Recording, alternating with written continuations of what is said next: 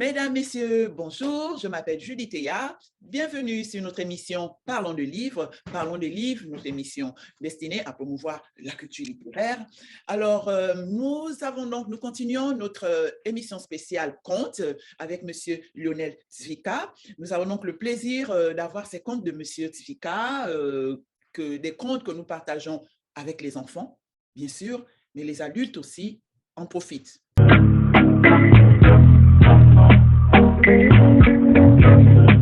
Bonjour, Monsieur Stilika. Bonjour. C'est reparti avec un nouveau conte. Voilà, on est toujours ravis de vous avoir et d'écouter ces contes. Voilà, à vous la parole.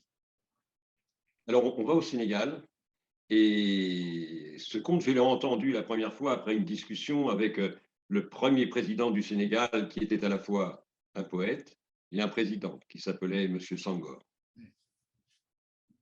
Cette histoire se passe dans un pays où il n'y a pas d'hiver. L'hiver, là-bas, il pleut et l'été, il fait très chaud. Et dans ce pays, dans ce royaume, il y avait un roi et ce roi, c'était le crocodile. Et lorsque c'était l'hiver, l'eau du ciel était tellement tombée qu'il a cru que son pays, que son royaume était devenu immense. Alors il avait nagé. Mais lorsque l'été est venu, le soleil avait bu toute l'eau et il était en train de mourir de faim et de soif très loin de ce qu'était vraiment son royaume. Un petit chasseur qui passe par là et voit le crocodile si loin du lit de la rivière lui dit bah crocodile, qu'est-ce que tu fais là si loin du lit de la rivière? Oh, si tu savais, petit chasseur, lorsque c'était l'hiver, lorsque le ciel s'est ouvert, j'ai cru qu'il me donnait un royaume immense, alors moi j'ai nagé, mais lorsque le soleil est revenu, il a bu tout mon royaume et je suis en train de mourir de faim et de soif. Le petit chasseur, qui n'était pas méchant, lui a dit, bouge pas, Seigneur, je vais te sauver la vie. Et le petit chasseur est retourné dans son village. Il a pris une corde et est revenu près du crocodile et lui a dit, je vais t'attacher, te prendre sur mon dos et te porter jusqu'au milieu de l'eau. Tu pourras la boire et te nourrir. Le crocodile s'est laissé faire. Le petit chasseur l'a pris sur son dos. Mais à ce moment-là, le crocodile s'est dit, maintenant que je vais avoir de quoi boire, je vais aussi avoir de quoi me nourrir. Le petit chasseur, je vais lui dire que je suis trop faible pour entrer dans l'eau tout seul et le forcer à aller jusqu'au milieu. Et là, quand il manquera de se noyer, j'ouvrirai ma gueule toute grande et je le mangerai. Et voici le petit chasseur, avec le crocodile sur son dos, qui l'emmène jusqu'au bord de l'eau et lui dit, hé, crocodile! Oh, descends de mon dos, je ne peux plus te porter. Oh non, fait le crocodile, je suis bien trop faible, avance encore. Et à un moment donné, le chasseur allait se noyer. Alors le crocodile a ouvert sa gueule et lui a dit, maintenant que je vais pouvoir boire, j'ai aussi un bon repas à toi. Comment? Mais enfin, tu ne peux pas me manger, je viens de te sauver la vie. Oh, si tu savais, ce n'est vraiment pas une bonne raison. Moi, j'ai faim et je veux te manger. Oh non, je t'en supplie, je t'en supplie. Oh, écoute, arrête de parler, arrête de crier, de pleurer, ça m'énerve.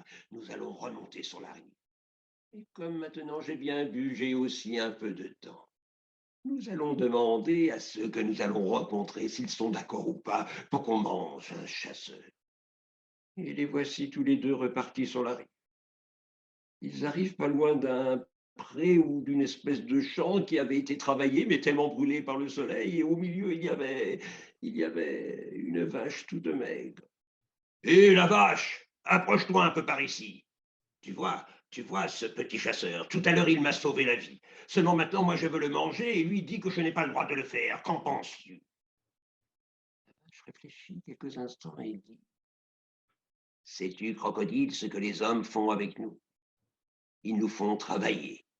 Ils prennent notre lait, mangent nos enfants et finissent par prendre notre peau pour en faire des sacs, des chaussures et des ceintures. Oh, pour une fois qu'on peut manger un petit chasseur, mange-le. Oh non, je t'en prie, ne me mange pas, ne me mange pas. Et il a crié si fort qu'il a réveillé un petit lièvre qui dormait pas loin de là.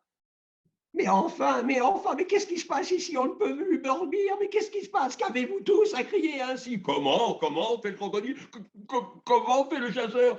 Dis donc, petit lièvre, viens donc un peu par ici. Tu vois ce petit chasseur de rien du tout? Eh bien, tout à l'heure, il m'a porté sur son dos, il m'a sauvé la vie, seulement moi, je veux le manger maintenant, et lui dit que ce n'est pas une raison. Qu'est-ce que tu en penses? Le petit lièvre n'était pas méchant. Je crois même qu'il avait alors envie de sauver ce petit chasseur et il regarde le crocodile et lui dit « Tu es bien le Seigneur. Et évidemment que je suis le Seigneur. Tu es bien l'animal le plus fort de tout le royaume. Ben, évidemment que je suis l'animal le plus fort de tout le royaume. Alors, tu ne vas quand même pas me faire croire qu'un petit bout de rien du tout a été capable de te porter sur son dos. Si, c'est vrai. Si, c'est vrai. Non, je ne te crois pas. Si, je te dis que c'est vrai. Non, je ne te crois pas. Eh bien, chasseur, montre à ce maudit petit lièvre comment tu as fait. Alors, le chasseur a repris la corde. Il a attaché le crocodile. Et au moment où il allait le prendre sur son dos, le lièvre l'arrête et lui dit « Et toi ? Est-ce que tu manges du crocodile? » Oh oui. Et tu sais, petit lièvre, de sa peau, on en fait même des sacs, des chaussures et des ceintures que l'on vend de l'autre côté des mers. Eh bien, tue-le. Il voulait te tuer tout à l'heure. Et c'est ainsi que le lièvre a sauvé la vie au chasseur. Mon histoire aurait pu s'arrêter là, mais le chasseur invita le petit lièvre à venir dans son village. Pas très loin de là, ils entendirent des cris, des hurlements et des pleurs. Alors le chasseur s'est dépêché de venir au village et a demandé ce qui se passait. Le petit lièvre le suivait et on lui a dit que le chef du village, qui avait près de 100 ans, était si vieux et si malade que le sorcier disait qu'il allait mourir, enfin, sauf si on lui faisait manger un cœur de lièvre encore frais. Alors là, le chasseur a oublié tout de suite ce qu'avait fait le petit lièvre pour lui. Il a appelé tous les autres chasseurs pour essayer de l'attraper, mais ne vous inquiétez pas, il s'est sauvé. Mais voyez-vous, avant de disparaître du royaume des hommes, il s'est retourné une dernière fois et a dit « Vous savez, je crois bien que les hommes sont aussi méchants que les crocodiles. » Ah, ça, super, super. Alors, Monsieur Tsika, est-ce qu'il y a une leçon, il y a un message que vous vouliez faire passer à travers ce conte? Genre une leçon de morale, je ne sais pas.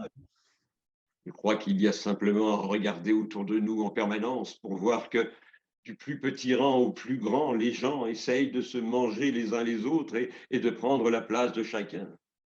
Avant, il y avait des ogres qui mangeaient des enfants. Et bien avant, il y avait des cannibales. Et ensuite, il y a eu des anthropophages. Et savez-vous, les anthropophages ne mangeaient pas n'importe quoi. Lorsqu'une tribu faisait la guerre à une autre tribu et qu'une était gagnante, le chef de l'autre tribu, lui, était mangé. On donnait le cerveau à l'autre chef, il pensait ainsi prendre tout son savoir. Les cuisses au chasseur pour qu'il court plus vite. Et malheureusement, les enfants, je ne finirai pas.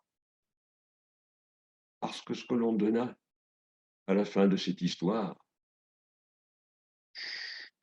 vous l'apprendrez bien plus tard. Ben, super. Merci, Monsieur Tsika. Et puis, on se dit à très bientôt. À très bientôt. Bye bye.